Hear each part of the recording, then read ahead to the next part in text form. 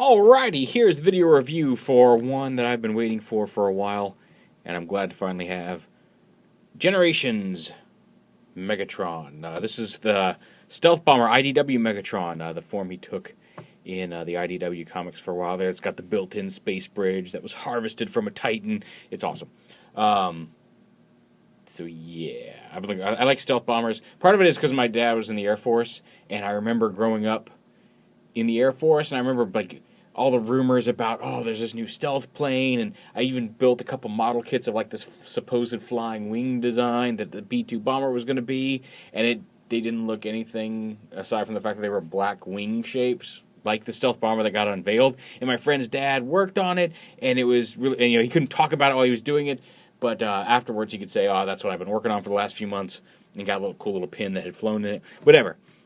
Here it is, the Stealth Bomber Megatron. I'm really excited about it. Like, honestly, I didn't hate the design when it first showed up in the comic, but I didn't love the design until Spotlight Megatron. So I don't know if Nick is watching this. I'm probably going to tag him when I post it.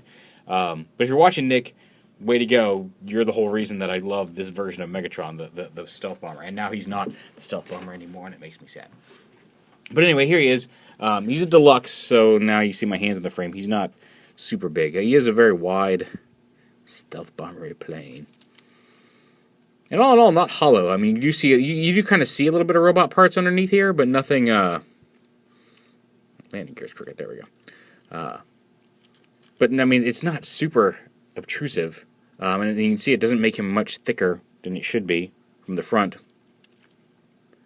And there he is from the top. So a nice little stealth bomber look to him. Smaller than I would have liked. I would have loved to have seen this design as a Voyager, maybe. But, hey, I'm not going to be picky. We're getting IDW figures, and that's okay with me. So to transform him, there he is. Like I said, he's got some landing gear. At first, when I first got him, I'm like, it would be better if he had landing gear. Oh, he's got a couple molded landing gear. Oh, look, there's a landing gear in the front. So you can flip out this landing gear in the front. It doesn't really make him much... Doesn't make him any more stable in that mode, just because he's broad and flat and not really heavy on any particular angle. But there is a landing gear there, and you just flip that up to start transformation.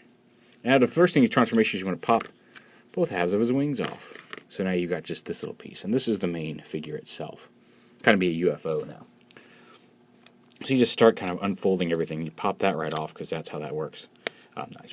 Pop that off, unhook this down here. The legs, you bring this whole, like, you rotate this piece down like this.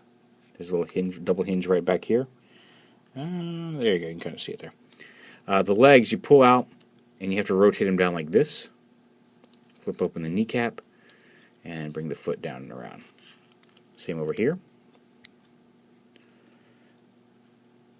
Now there's a little hinge here. You can see this piece is hinged, and I couldn't figure out why, because you don't have to flip. You leave it here like this for robot mode, and flipping it out like this just seems weird. And what it is once you flip the foot down and out, you actually take this and squeeze it together, and it angles his legs the way they should be.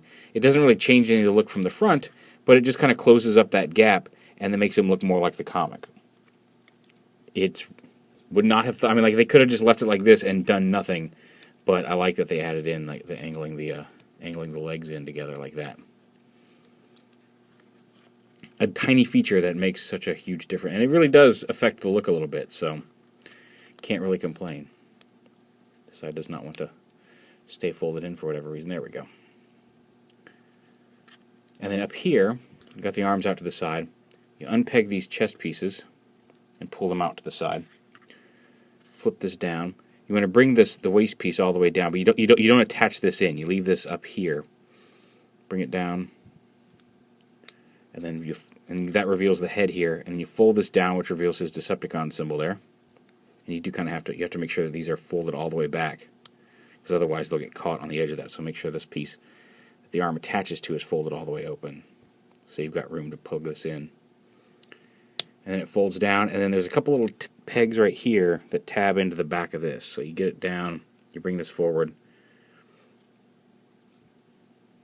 slide it. There you go. So that pegs together, and there's a little bit of a gap right here, but once it's all transformed, you don't really notice it so much. But yeah, peg it in. You want to have that space in the back here to make sure that the hips meet the chest properly. And then you bring these back and you peg these in back here. They're not loose. They do actually peg right into the body. and they actually lift up a little bit. If you do this, pull this out a little bit. This piece actually does lift up from the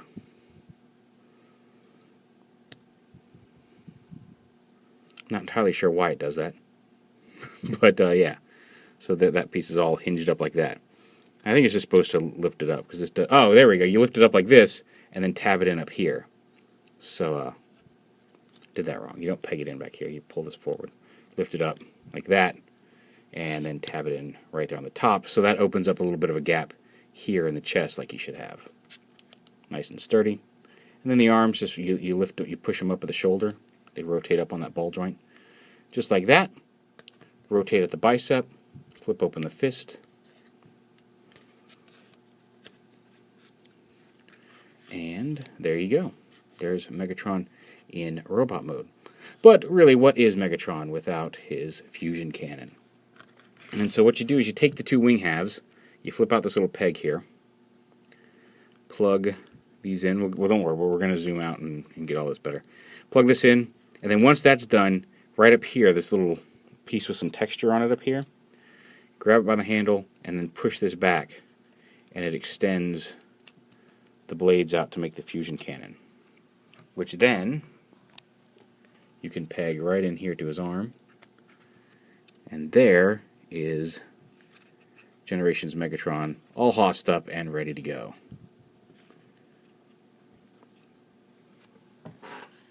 So yeah, the fusion cannon's it's not quite as detailed as it was in the comic. It's a little simplistic, but pretty cool. For what they do it. Like I said, I just love this iteration of Megatron. I love the schooling he gives Starscream in the Spotlight, which comes with the figure. You do get a copy with a special cover that will come packaged with the figure. And just a really great version of Megatron here. Let's see if we can refocus a little bit. There we go, brightens it up a little bit. Now again, Deluxe, he's a little on the small side, so here he is with next to Voyager Megatron. So he's not tall. Like I said, I would have enjoyed a Voyager, but we're getting IDW toys, and they're probably using this to test the popularity of them. You'll notice we're getting a lot of IDW-based toys in smaller size classes, with the exception of, like, Springer, who was a Voyager. But I'm okay with that. Like, you want to give me Swerve and Tailgate and all the figures that you're giving me. Like, there's a Whirl coming out. Now, it's not...